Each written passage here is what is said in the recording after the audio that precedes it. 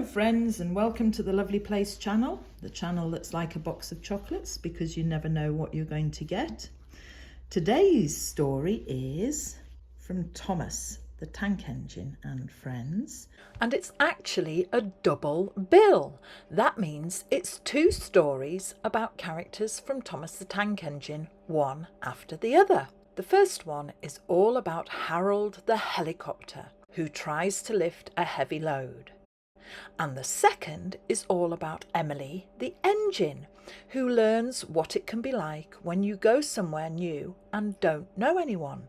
So sit back, relax, make yourself comfortable, and we will begin. Thomas and Friends. A bad day for Harold. Harold the helicopter loved flying.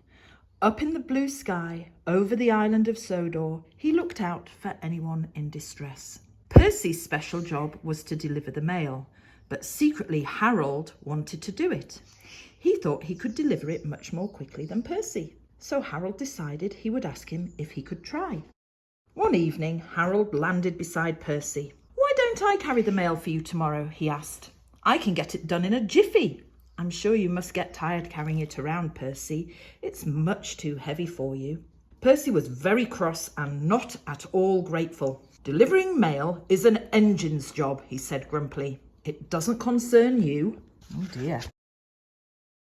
Next morning, Percy was carrying the mail past the harbour. The sun was shining and he felt very brisk and cheerful.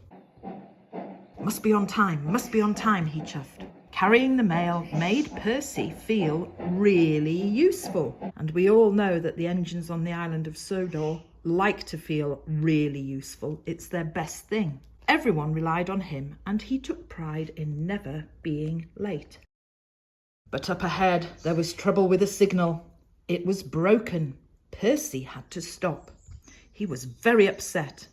"I'm going to be late," he cried, "and it's not even my fault." Oh, that's the worst kind, isn't it, when it's not your fault? The Fat Controller was in his office enjoying his toast and marmalade when he heard the news. He was not very pleased to have his breakfast interrupted, but this was a problem that couldn't wait. "If Percy is stuck," he said, "then Harold must take the mail." And he picked up the phone to call Harold's pilot. The paranoid in me is wondering who messed with the signal. Maybe we'll find out. At the signal box, poor Percy was still waiting, just as a group of engineers tried to fix the signal. Just then he heard a familiar sound coming from above. "Oh no!" cried Percy as he saw Harold hovering. "Hello," called Harold. "The Fat Controller says that you need my help. That's what friends are for, after all." Percy wasn't happy at all. But the Fat Controller had made up his mind that Harold would deliver the mail. There was nothing Percy could do.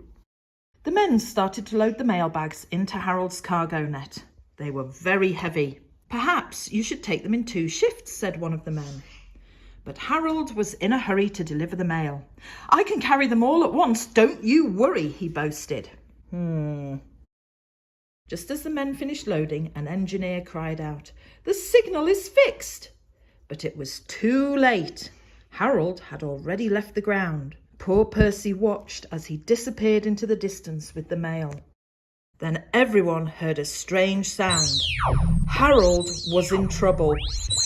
"My net's too heavy," he wailed.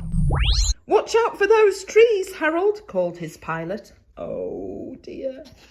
But Harold was out of control. He was spinning round and round and round, and then crash! Poor Harold, he came crashing to the ground in front of Percy. Percy sped over to see if Harold was all right. Luckily, he wasn't badly hurt, but his engine was rather the worse for wear. Harold did feel silly. He wished he had never offered to carry the mail in the first place. Percy was sorry that Harold had had an accident, but he was happy that he would be able to carry the mail after all. The men took the mail bags from Harold's cargo net and loaded them back onto Percy. Percy doesn't look happy in that picture. The next day, Harold's engine was fixed. Percy was very pleased to see him. "Fancy taking the mail, Harold," he teased. "I'll stand by with the rescue team." Harold just smiled. "Thanks for helping me after my accident, dear chap," he said. That's all right, chuffed Percy. That's what friends are for, after all. And that, my friends, is the end of the Harold story. But don't go away just yet. This is a Thomas double bill, and our second story is all about Emily.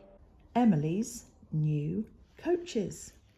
So sit back, relax. And let's continue. Emily's new coaches. Ooh. Here we go. We often start with a picture of them inside the station. There's the Fat Controller there. The engines were excited because a new engine was joining the Sodor Railway, as if they didn't have enough engines already. When Thomas came to Knapford Station, he saw Emily, the new engine, waiting there. She was very smart with shiny brass fittings. "Hello, I'm Thomas," wished Thomas. "Hello, I'm Emily," said the new engine. Thomas picked up his passengers and said goodbye to Emily. "Your new coaches are arriving at the docks today. I want you to learn the passenger routes before they get here, so go out and collect any coaches you find and bring them back here," said the Fat Controller. "I will do that right away, sir," said Emily. The only coaches Emily and her driver could find were Annie and Clara Bell. "Let's take these coaches back to the station," said Emily's driver. Annie and Clara Bell were cross. "It should be Thomas pulling us, not this strange new train," said Annie to Clara Bell. But Emily did not hear her. Maybe that's a good thing. Rather rude. When Edward passed Emily, he went to whistle hello, but then he saw she was pulling Annie and Clara Bell. He thought she had stolen Thomas's coaches. So when Emily said hello to him, he just stared crossly at her. And when Percy passed her later, he also scowled at her. Emily wondered why everyone was being so rude to her. Yep, they haven't even bothered to find out what's going on, have they? Then Thomas came along the line. Emily was pleased to see him because he had been so friendly that morning. "Hello, Thomas," she said cheerfully. But to her surprise, Thomas glared at her and rushed past without saying a word. Emily felt very sad. She thought no one liked her. Later that day, the Fat Controller told Thomas to pick up the new coaches from the docks. "New coaches," said Thomas, "but really useful engines don't argue," said the Fat Controller sternly. "Well, I'm sorry, but can't Thomas ask a question? And if Thomas had been allowed to ask that question, Fat Controller, then everybody would understand what was going on. I think the Fat Controller likes to keep all his information to himself." Thomas set off grumpily. He didn't want new coaches. He wanted his coaches, Annie and Clara Bell. When Emily passed Tidmouth Sheds, Oliver said in surprise, "What are you doing with Thomas's coaches?" "Oh," said Emily, "now I know why all the engines are so cross. The Fat Controller told me to pick up any coaches I could find, but I didn't realise these belonged to Thomas. Everyone must think I've stolen them." Thomas collected the new coaches from the dock. They were shiny and smart, but Thomas didn't care. "I don't want new coaches, I want my coaches," he said to himself. He was cross because he thought Emily had stolen Annie and Clara Bell from him. As Emily travelled to the station, a signalman waved for her to stop. "Oliver hasn't cleared his signal box," he said. "Please check what's wrong." Oliver had broken down and was stuck on the crossing. Suddenly, Emily heard a whistle. Thomas was rushing towards Oliver. He was braking hard, but he was going to crash into him. Oh no. Emily charged forward and with a burst of strength pushed Oliver out of the way just in time. Thomas came to a stop behind her. He had had a lucky escape. "Thank you," said Oliver. "You saved us from a really nasty accident." "Yes, thank you," said Thomas grumpily. He was still upset because he thought Emily had taken his coaches. Oh dear, Thomas, you need to get over yourself, don't you? "I haven't stolen your coaches," Emily said. I'm taking them to the station like the Fat Controller asked me to." "Oh," peeped Thomas. Then he realised something. "The new coaches I collected are for you, aren't they?" he asked. "That's right," laughed Emily. She was glad they were friends again. That's all it takes. Just a bit of miscommunication. "Hello," said Thomas when Emily met him at the yard later on. "I have a surprise for you." "A surprise? For me?" said Emily excitedly. "Yes. We are all really happy that you've joined our railway, so we're having a party to welcome you." "Oh, thank you," said Emily. She knew she was going to like working there with her new engine friends.